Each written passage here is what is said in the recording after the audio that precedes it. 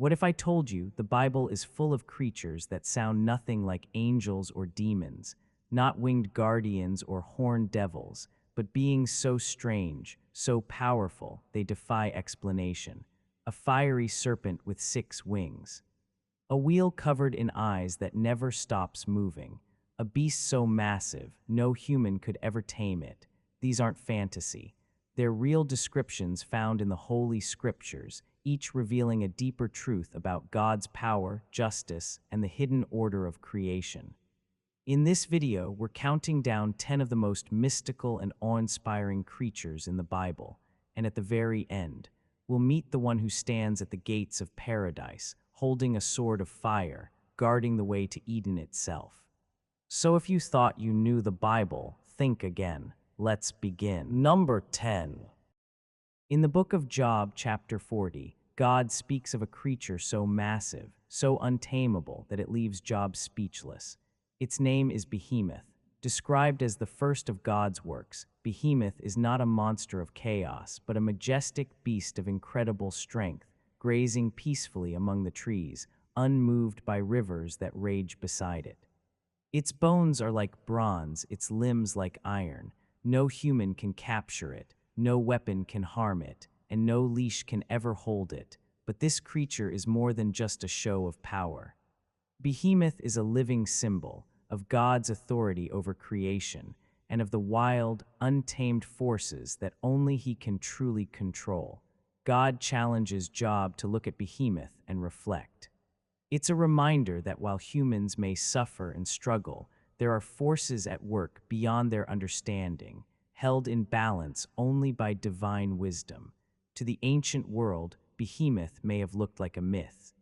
But in the story, it becomes something greater, a lesson, a message, that no force in nature, no matter how great, exists outside the reach of God. And so, in the shadows of the willows, the Behemoth stands, not as a threat, but as a sacred proof that even the wildest chaos bows to the Creator. Number 9. In Job chapter 41, God describes a creature so terrifying, so untouchable, that no human dares to approach it. Its name is Leviathan, the sea monster of chaos. With scales like shields, eyes that gleam like the morning sun, and breath that sets fire to the sea, Leviathan is not just a beast, it is a force. No spear can pierce it, no sword can harm it. When it rises, even the waves recoil. It is the very embodiment of disorder, dwelling in the deep where no light reaches. But God does not fear Leviathan. He names it, describes it, controls it. Why? Because Leviathan is not outside God's reach. In fact, it exists to prove that even the most fearsome forces of evil and chaos are still beneath His authority. Throughout the Bible, Leviathan becomes a symbol of everything that stands in rebellion against God. In Isaiah 27:1, a prophecy declares that the Lord will one day punish Leviathan, the twisting serpent, with His great sword. Not just a creature, but a cosmic enemy destined to fall. To ancient ears, Leviathan was more than a monster. It was the storm, the flood, the darkness before creation. And yet, in God's hand, it is just another servant, a reminder that chaos will never reign, not while the Creator still speaks over the waters. Number 8. In Revelation chapter 9, the 5th trumpet sounds, and from the smoking abyss they rise, not ordinary insects, but terrifying, divine agents of judgment. These are the locusts with scorpion tails. Not here to destroy crops, but to torment the unrepentant. Not for days, but for 5 long months. They look like war horses prepared for battle. They wear crowns of gold, with human faces and women's hair. Their teeth are like lions, their wings roar like chariots, and their tails, sharp, venomous, relentless, sting like scorpions. At their head is a ruler with a name in Hebrew, Abaddon, and in Greek, Apollyon. Both mean destroyer. But what makes these creatures so chilling is not just their appearance, it's their purpose. They are sent only to harm those without the seal of God. They do not touch the earth, the grass, or the trees. Their mission is precise. Their judgment is targeted, No one escapes by accident. These locusts are a warning. That divine wrath is not random. It sees, it chooses, it strikes, and when they rise again in prophecy, it won't be crops that wither. It will be the hearts of men, scorched by truth and stung by what they refuse to believe. Number 7. In Isaiah 34:14, the prophet paints a haunting picture, a land laid to waste by divine judgment. Thorns replace palaces, owls and jackals roam freely, and deep in the desolation, a strange creature appears, the satyr. A wild, goat-like being, half human, half beast, crying out to its kind in a place where no human dares to dwell. This isn't just mythology. In the Bible, the presence of satyrs marks something deeper. It is a sign of abandonment, a place so forsaken by God that even unclean spirits make their home there. In ancient cultures, satyrs were symbols of chaos, lust, and lawlessness. But in Isaiah's prophecy, they become something darker. Echoes of spiritual decay. They dance in the ruins of prideful nations. They whisper in the silence left by disobedience. They are the inhabitants of judgment. When satyrs appear, they bring with them a chilling truth that when a land turns from God, it doesn't become empty. It becomes something else, haunted, twisted, and ruled not by men, but by the wild remnants of what was cast out. Number 6. When Adam and Eve were cast out of Eden, God placed something at its gates, a flaming sword and the cherubim, not gentle angels with harps, not soft wings and glowing halos, but powerful, divine beings, guardians of sacred space. In the visions of Ezekiel, chapters 1 and 10, the cherubim appear in terrifying majesty. Each one has 4 faces, a man, a lion, an ox, and an eagle.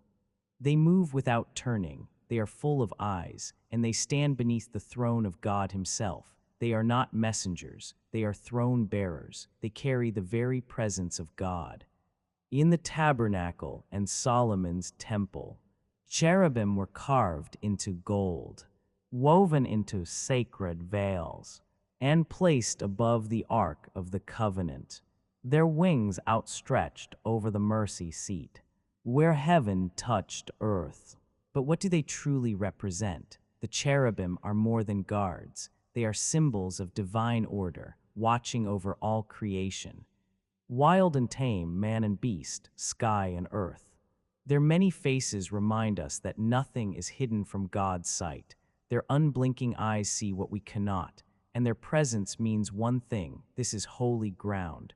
Tread carefully. When the cherubim appear, the ordinary ends, and the sacred begins. Number 5. In Isaiah chapter 6, the prophet finds himself standing inside the heavenly throne room, but he isn't alone. Above the throne fly the seraphim, whose very name means the burning ones. They are unlike any other celestial being. They have 6 wings, 2 to cover their faces, for even they cannot look upon God's glory, 2 to cover their feet in reverence and humility, and 2 to fly, never touching the ground of that sacred space. They cry out unceasingly, "Holy, holy, holy is the Lord of hosts. The whole earth is full of his glory." Their voices shake the temple. Smoke fills the space, and Isaiah falls to his knees, overwhelmed by the purity around him. But the seraphim do more than worship. They purify. One flies to Isaiah with a burning coal taken from the altar. He touches the prophet's lips. And in that searing pain, Isaiah's guilt is burned away. His mission begins. Unlike messengers who come and go, the seraphim remain in God's presence always. They exist where no other being can stand. In the raw, unfiltered radiance of God himself, they are flame and light, song and fire, judgment and mercy. And through their eternal chant, they remind all creation, before glory comes awe, before purpose comes purification. Number 4. Before the flood waters covered the earth, there were whispers of giants, of warriors, of beings born not entirely of this world. Genesis 6:1 foretells of a mysterious union when the sons of God took the daughters of men as wives. And from that forbidden union came the Nephilim, mighty ones, men of renown, feared across the land, but they were more than legends. They were signs that something had gone terribly wrong. The boundaries between heaven and earth were breaking. The order of creation had been violated, and in the wake of the Nephilim came corruption, violence, and divine sorrow. Some say they were fallen angels, others hybrid beings, half divine, half mortal. But one thing is clear. Their existence helped trigger the Great Flood, to cleanse what had been defiled, to restore balance, to begin again. Their name, Nephilim, may come from a word meaning fallen. And they leave behind a trail of stories, of giants like Goliath, of dark bloodlines, of human pride reaching where it never should. Even today, their shadow lingers. Not just as ancient folklore, but as a warning when power is taken without permission. Judgment is never far behind. Number 3. In Ezekiel's vision, the heavens open, and from within the storm and fire appears something beyond understanding. Wheels within wheels, spinning, glowing, covered in eyes. These are the Ophanim, mystical beings that serve as part of God's divine chariot, the Merkabah. They are not angels, they are not creatures in any familiar form. They are living wheels, full of sight, full of motion. They move in every direction without turning. They follow the Spirit, and wherever the Spirit goes, they go. The rims of these wheels are covered in eyes.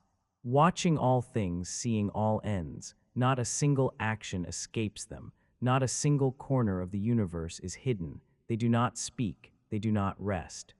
They rotate endlessly, symbolizing the eternal motion of divine will. Where the cherubim go, the Ophanim go with them. Where the throne of God moves, they are underneath it, supporting, observing, obeying. To see the Ophanim is to glimpse the machinery of heaven.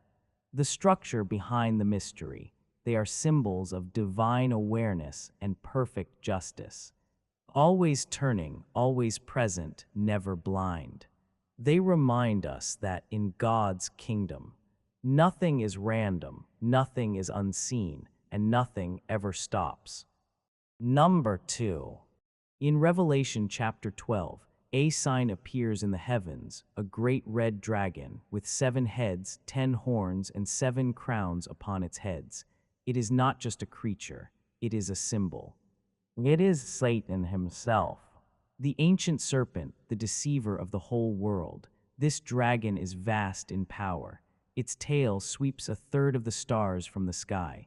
Its heads wear crowns, claiming authority. Its horns signal dominion over nations and systems of power. But its mission is simple: to destroy, to devour the child born of the woman clothed with the sun. A child representing both Israel and the Messiah. A war breaks out in heaven. Michael and his angels fight back, and the dragon is cast down to earth. Defeated but not finished, banished from heaven. The dragon wages war on the faithful. He persecutes, he deceives, he corrupts. But he cannot win, because though he is powerful, his fall was foretold. The image of the dragon in Revelation is not just apocalyptic. It is cosmic rebellion made visible. The embodiment of pride, of rage, of resistance against the throne of God. But in the end, the dragon's fate is sealed, because no matter how many heads it bears, how many crowns it claims, there is only one king, and the dragon is not him. Number 1. At the very center of heaven's throne room, closer than angels, closer than elders, stand 4 living creatures, unlike anything seen on earth. Described in both Ezekiel and Revelation, each has a different face. A man, a lion, an ox, and an eagle. Each face means something: man for wisdom and reason, lion for royalty and strength, ox for sacrifice and endurance, eagle for vision and divinity. Their bodies are covered with eyes. Front and back, above and below, they see everything. They miss nothing. They do not rest. They do not speak idly. They exist for one eternal purpose, to proclaim the holiness of God. Holy, holy, holy is the Lord God Almighty, they cry, who was and is to come. Day and night without pause, their voices echo through eternity. In Ezekiel's vision, they move with lightning speed, guiding the wheels of the divine chariot. In Revelation, they surround the throne, leading all of heaven in worship. They are not symbols of power. They are power. They are not servants. They are foundations, pillars of heaven's order, carrying within them the essence of God's design. To behold them is to stand in the presence of pure glory, to hear their voices, is to be reminded that creation itself worships the Creator, and in their unceasing praise, we see the deepest truth. Heaven never forgets who sits on the throne.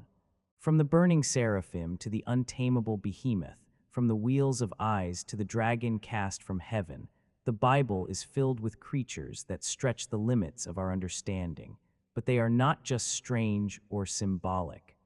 Each one reveals a truth about who God is, about how He rules, about what lies beyond the veil of what we can see. These beings remind us that the spiritual realm is vast, complex, and alive, filled with order, mystery, judgment, and mercy. They challenge us to ask deeper questions, to listen more carefully, and to see the world not just as it is, but as it truly was made to be. So, which of these mystical creatures fascinated you the most? Let us know in the comments below. Don't forget to like, share, and subscribe to 100K Wise, where every story brings us one step closer to the hidden truths behind the Bible, the universe, and ourselves. Until next time, stay curious, stay grounded, and never stop seeking the divine that hides in plain sight.